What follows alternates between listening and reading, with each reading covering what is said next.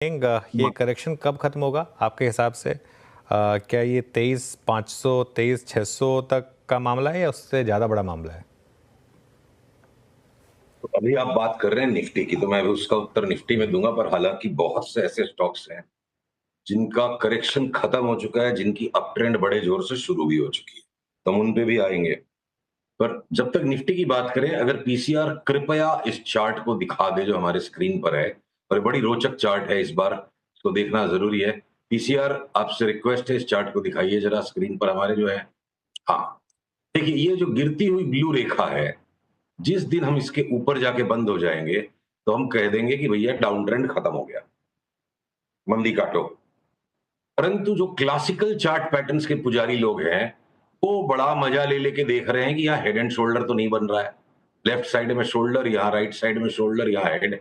और अनुज, आपका मेरा हेड एंड शोल्डर को लेके कई बार माथा फूट चुका है, तो ये बड़ा माथा फोड़ी का पैटर्न है एक्चुअली। और इसलिए हेड एंड शोल्डर का भी निगेशन कब होगा? जब 24,880 के ऊपर चला जाए। तो अगर कल परसों में 24,230-40 के ऊपर चला जाए तो मंदी काट लेंगे। चलिए, स्टॉक्स पे भी आऊंगा मैं, लेकिन एक बार सिंस निफ्टी की बात हो गई, निफ्टी बैंक की बात हो जाए, जो थोड़ा रिलेटिवली एक आउट परफॉर्मर रहा है, जो अपने अक्टूबर लोज को अभी भी बचा रहा है। तो देखो, बैंक निफ्टी के लिए तो गाना वो बनता है, तुम जो इतना मुस्कुरा रहे हो, क्या गम है जिसको छिपा रहे हो। तो लास्ट वीक में जिस तरह की स्ट्रॉन्ग रैलीज ने दिखा दी एक फेक स्ट्रेंथ, और फिर ये डुबडुब हो गया। तो लॉन्गर रन में तो जो लार्ज बैंक्स की दुर्गति दिखती है चार्ट्स पे, लॉन्गर रन में, इन द शॉर्ट रन वो थोड़ा सा इठला रहे हैं। हो सकता है एक बार वापस 53,000 हो जाए। तो अगर निफ्टी का बॉटम बन के घूमा बाजार और निफ्टी 25,500 के ऊपर निकल जाएगी, बैंक निफ्टी हो सकता है 53,000 के भी ऊपर न जाए।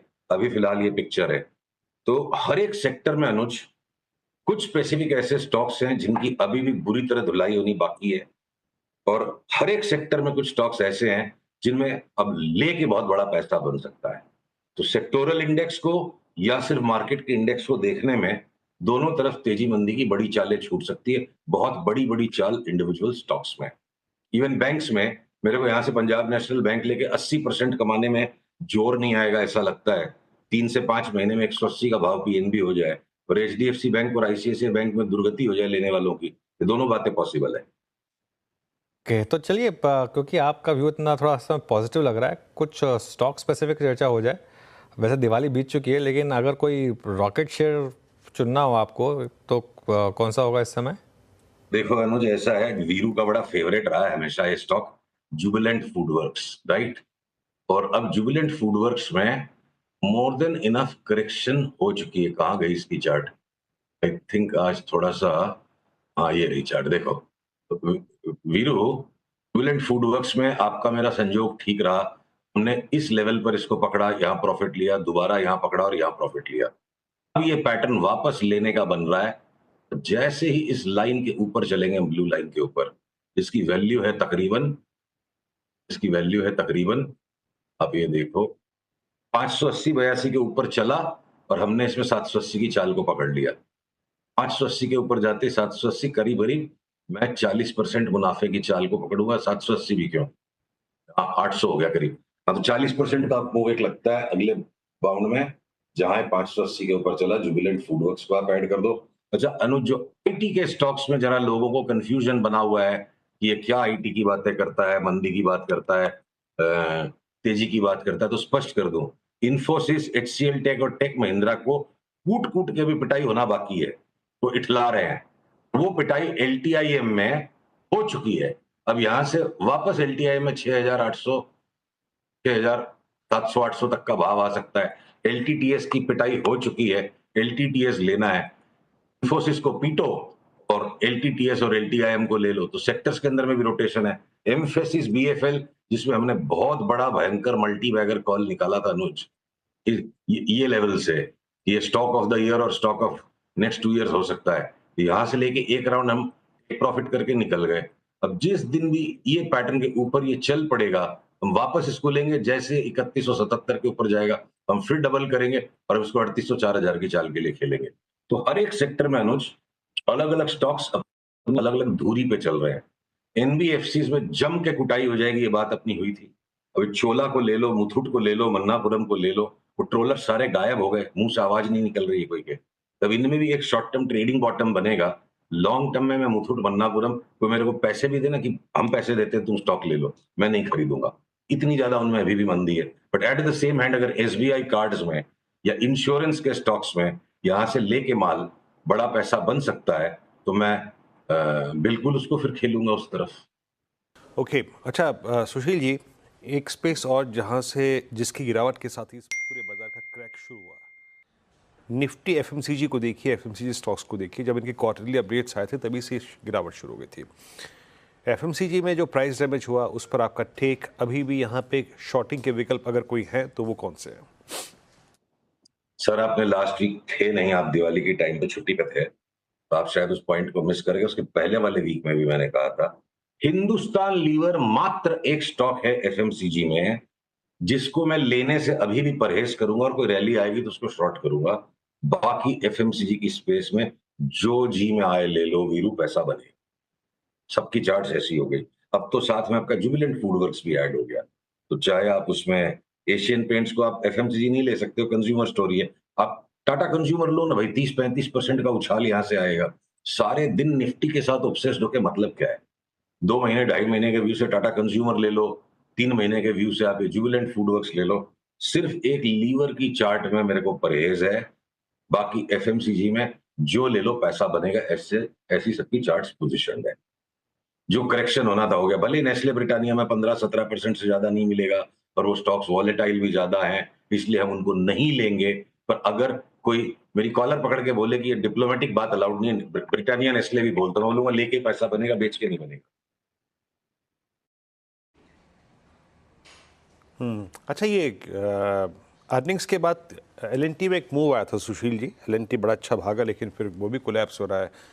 तो आप देखिए एबीबी, सिमेंस, कमिंस, एलएनटी पर आपका टेक या फिर कैपिटल गुड्स पर आपका टेक?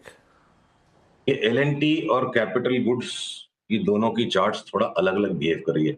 एलएनटी में हमने अपना अंदरूनी जो व्यू डिस्कस किया हुआ है, वो मैं आपको पूरा हमारा expected path of movement plot बता दूं।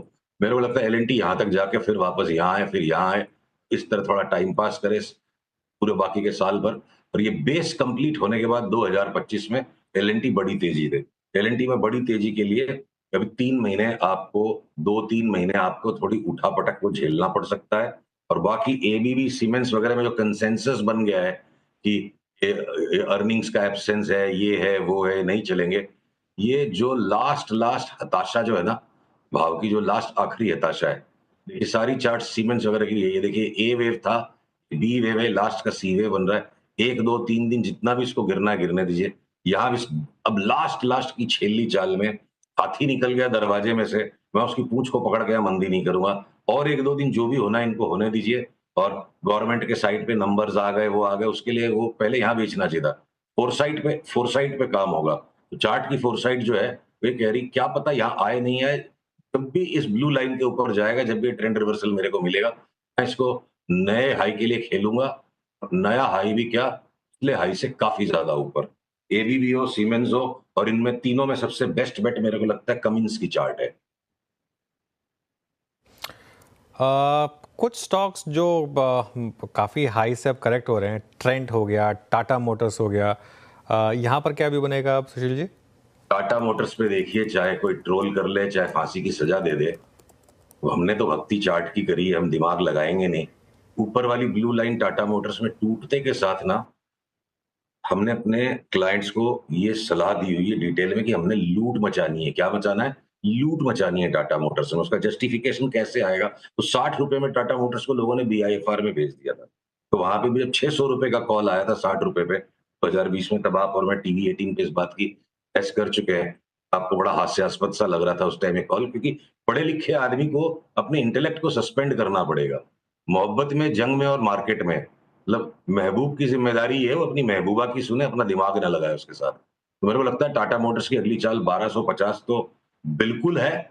और अगर माहौल बन गया, ये थोड़ी सी ट्रोल्स को इनवाइट करने की, लेकिन थोड़ी चहल मचे इस पे, देखते हैं कितनी भर्त्सना होती है। 1250 तो बिल्कुल स्पष्ट है, और 1250 के ऊपर भी निकल गया तो क्या पता हम 1250 पे जाके 1600 की चाल दे दें। टाटा मोटर्स तो बिल्कुल लूट मचा के लेना है। मेरे हिसाब से ऑटो में एकमात्र स्टॉक है, ये बाकी सारे ऑटो स्टॉक से पहले पूरा करेक्ट हो गया और टाटा मोटर्स में हमने लूट मचा ली। Thank you. चलिए सुशील जी, बहुत बहुत शुक्रिया आप इस आज की बातचीत में शामिल